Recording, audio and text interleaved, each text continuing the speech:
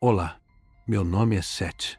Hoje os relatos são de uma das criaturas mais famosas da Quaresma, o lobisomem. Com o fim da Quaresma, você pode pensar estar livre desses seres. Mas essas coisas, elas ainda vagam pela noite e podem aparecer quando você menos espera. Dito isso, deixe o seu like e se inscreva no canal. Vamos ao relato. Eu sou o Eduardo, sou do Mato Grosso do Sul, e o que eu vou contar aconteceu há alguns anos, quando eu ainda tinha o costume de caçar com amigos em áreas mais isoladas. A gente frequentava uma fazenda que era conhecida por ter infestação de porco do mato. Era o tipo de lugar que, para chegar, já exigia preparo. Da sede da fazenda até o início da mata eram horas de carro, e depois disso, mais algumas horas de caminhada por uma trilha aberta no facão, no meio de mata fechada. Era um lugar longe de tudo. Naquele dia, eu estava com mais 2 amigos. Nosso destino era a Seva, um ponto onde os animais costumavam aparecer ao amanhecer.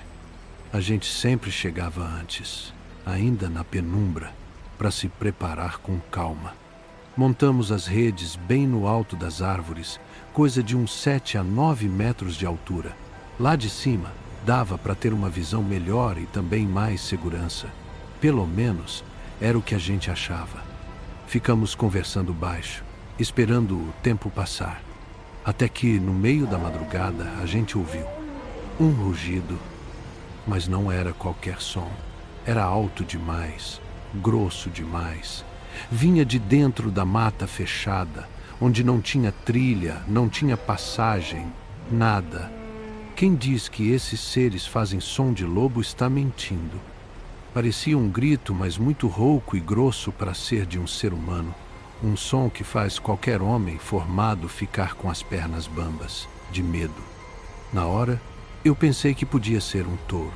Talvez algum animal perdido, atolado, algo assim.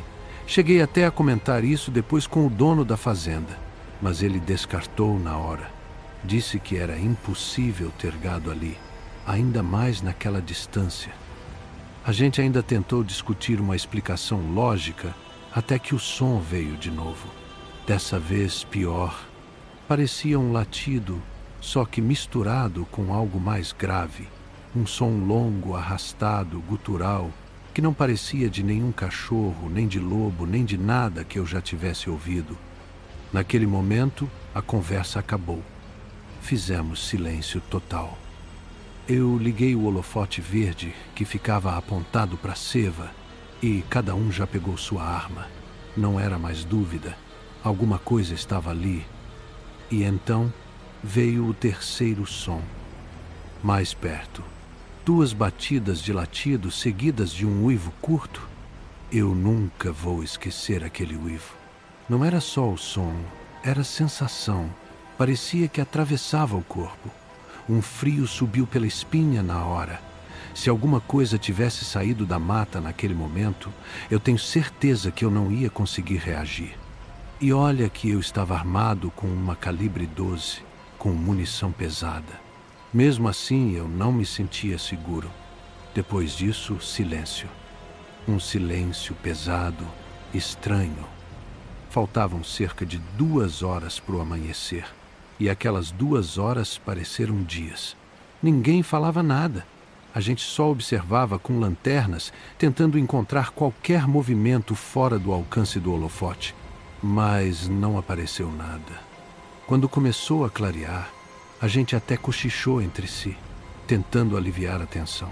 Decidimos ficar mais um pouco, porque era o horário dos javalis aparecerem. Só que naquele dia não apareceu nenhum. Não tinha absolutamente nada. Aquilo deixou a gente ainda mais inquieto. Quando já era seguro, descemos das árvores e fomos embora. Na trilha, a gente se organizou, um na frente, um atrás, fazendo cobertura, e o do meio carregando a maior parte dos equipamentos. O caminho inteiro em silêncio, e o mais estranho de tudo, não tinha rastro. Nenhum. Nem de javali, nem de outro animal.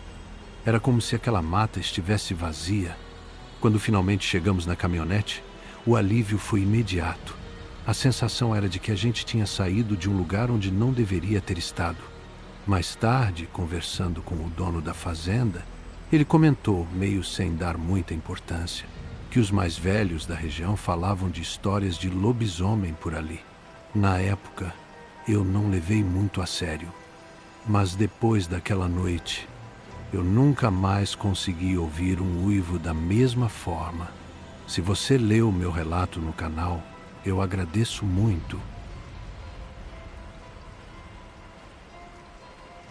Eu sou Kátia, sou do Paraná, e o que eu vou contar aconteceu quando eu ainda morava com a minha família em uma fazenda de café, na região de Marília, interior de São Paulo. Todo ano, na época da colheita, a fazenda ficava cheia. Vinham famílias de vários lugares para trabalhar, gente simples, acostumada com a lida pesada. Naquele ano específico, chegaram 5 famílias do norte do Paraná, além de 4 peões solteiros que foram alojados ali mesmo. No começo era tudo normal. Movimento, conversa, risada, aquela rotina de fazenda cheia. Mas uma semana depois começaram os barulhos, sempre no mesmo dia, de quinta para sexta-feira. Uivos longos, arrastados, que ecoavam pelo cafezal de um jeito que ninguém conseguia explicar. Meu pai, que era um homem sério, daqueles que não brinca com essas coisas, soltou uma frase que ninguém esqueceu. Trouxe um lobisomem para a fazenda. A gente riu, mas não durou muito. Eu e meus irmãos começamos a prestar atenção em todo mundo. Queríamos saber se aquilo tinha alguma explicação ou se tinha alguém ali que não era bem o que parecia. E foi aí que a gente começou a reparar no João, conhecido como João Corintiano. Ele era magro, até franzino, mas tinha uma força estranha. E quando bebia, ficava outra pessoa. Já tinha batido na própria mãe, a ponto de quebrar o braço dela. Meu pai pegou antipatia por ele logo de cara. Um dia, minha mãe comprou um marreco dourado, coisa mais bonita. Ficava no galinheiro junto com as galinhas, mas naquela mesma noite teve uma confusão lá fora. Barulho, bichos se debatendo. E no dia seguinte, o marreco sumiu. Algumas galinhas também. Coincidência ou não, João não apareceu para trabalhar naquele dia. Disse que estava doente. A gente ficou de olho. Em um momento, ele saiu para trás da casa e começou a vomitar. Mas não era normal. Era um volume absurdo. A gente se escondeu para ver. Quando ele entrou, fomos correndo até o lugar. O que tinha no chão não parecia coisa de gente. Eram restos de osso, penas, cabelo, tudo misturado, com um cheiro podre insuportável. Parecia coisa que já estava apodrecendo há dias. Antes que a gente pudesse entender melhor, a mãe dele apareceu gritando. Quando contamos para o meu pai, ele foi lá ver, mas já não tinha mais nada.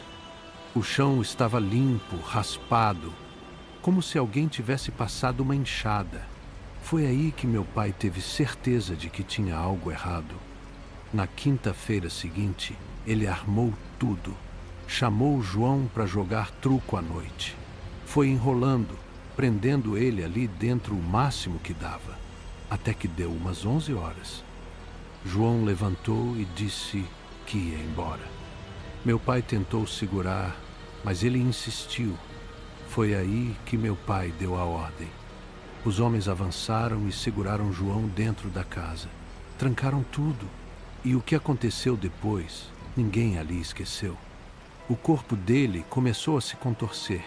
Ele se jogava no chão, se esticava de um jeito estranho, como se estivesse quebrando por dentro. Os gritos viraram algo diferente, um som que não parecia mais humano. Um uivo. Mas não era um uivo qualquer, era alto, profundo, daqueles que fazem o corpo inteiro gelar. No meio daquilo tudo, abriram a porta. E João simplesmente saltou. Caiu no meio da estrada e saiu correndo de 4.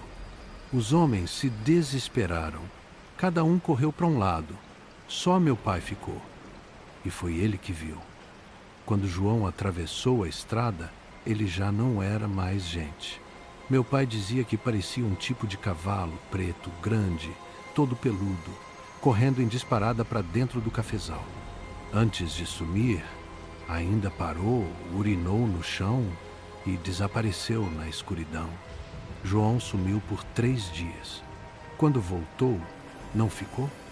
Só apareceu para buscar a mãe. Nem fez questão de receber o dinheiro pelo trabalho. Antes de ir embora, ainda deixou um aviso para o meu pai. Se eu ficar na próxima mudança de lua, eu mato o senhor. Meu pai respondeu na mesma hora. Na próxima mudança de lua, eu te espero aqui. João foi embora e nunca mais tivemos notícia dele. Obrigado por ler o relato.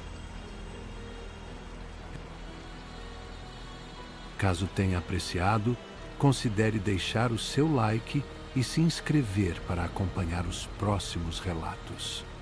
Se tiver algum relato, envie para o e-mail na descrição do vídeo e no primeiro comentário fixado. Agradeço por ter acompanhado até aqui e recomendo cautela ao andar pela cidade, pois até mesmo os lugares conhecidos podem trazer experiências sobrenaturais.